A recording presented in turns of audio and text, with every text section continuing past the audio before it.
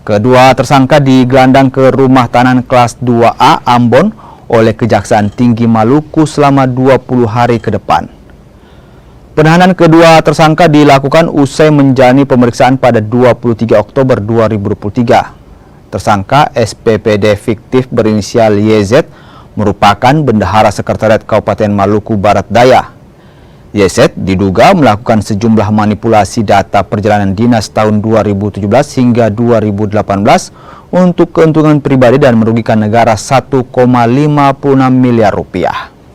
Sementara tersangka kasus dugaan penggelapan dana pembangunan Jalan Rambatu Manusa Inamosol tahun 2013 berinisial JS merupakan pelaksana proyek tersebut.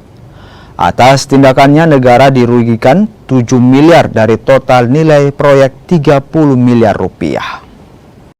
Sore tadi tim JPU telah melakukan tahap 2. Kemudian